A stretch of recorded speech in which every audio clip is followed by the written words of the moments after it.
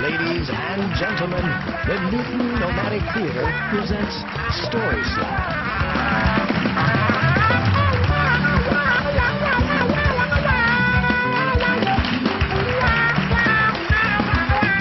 Good evening, folks. I grew up in Center City, Philadelphia back in the 1980s. That's why I don't live there now. I grew up in a very nice neighborhood. Of course. I grew up in a very nice neighborhood, but it happened to border two very bad neighborhoods.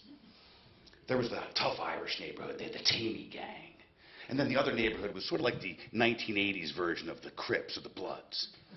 And, you know, when those guys weren't having a race war in my backyard, basically the park behind my house, they were actually chasing me. So I did a lot of running.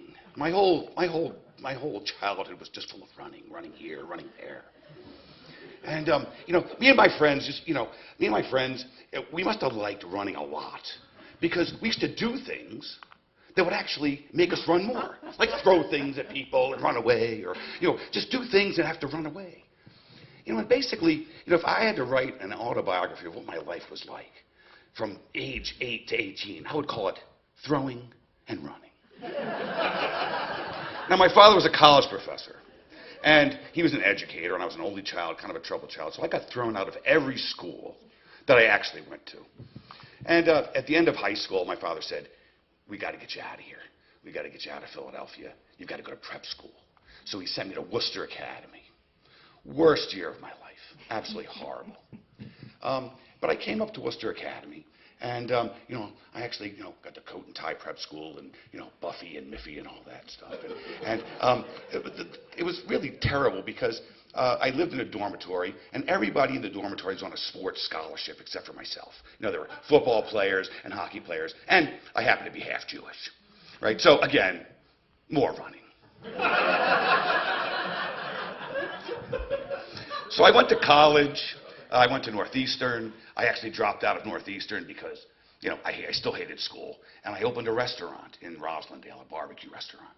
So after 3 years of being out of Philadelphia, I actually had gone to prep school, went to college, I opened a restaurant, and, you know, I'd go back and visit my friends, and, you know, it wasn't the same. I'd kind of grown up a little bit, right? You know, I kind of wasn't like them anymore. I kind of didn't feel like I fit in anymore. You know, I'd go back, and they were still throwing and running. You know, and I actually owned a business at that point, you know. So one night I'm down there for, you know, Christmas or Thanksgiving or something, and they take me out, and we're driving around the neighborhood just like we always did. And at the end of the night, 3:30 in the morning, of course, you know, very late.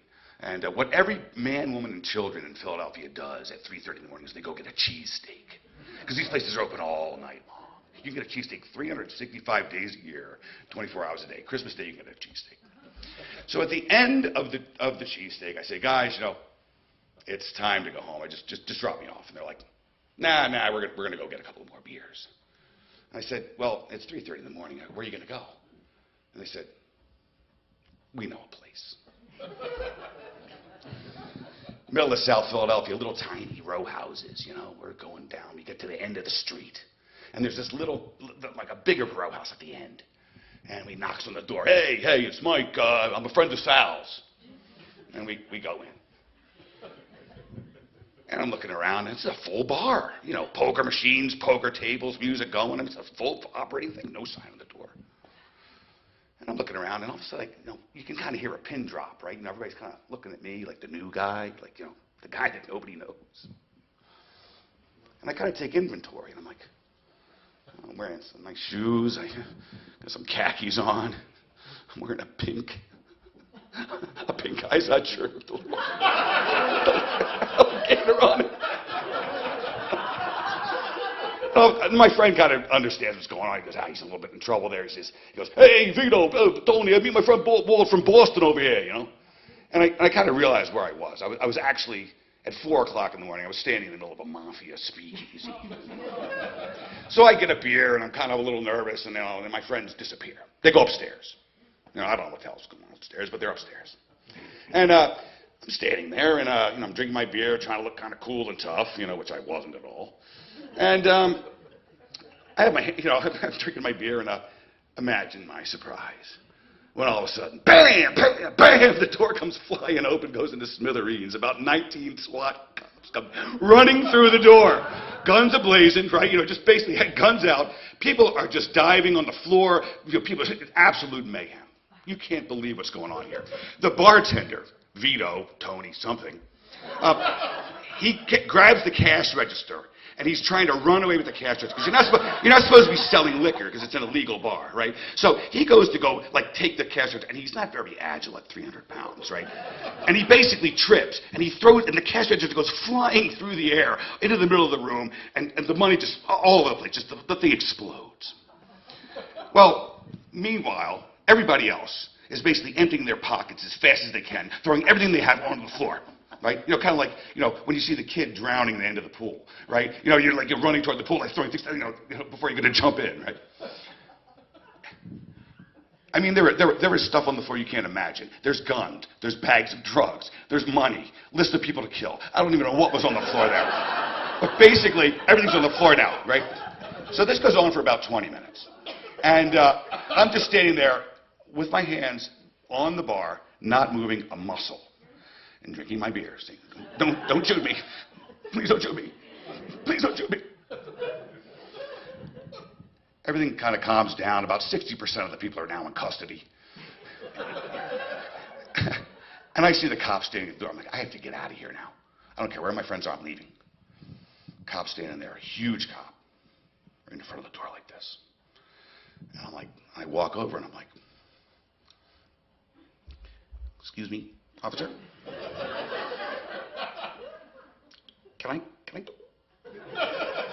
he looks me up and down like, how did you even get in here and why are you still alive? Right? And he goes, yeah, get the hell out of here.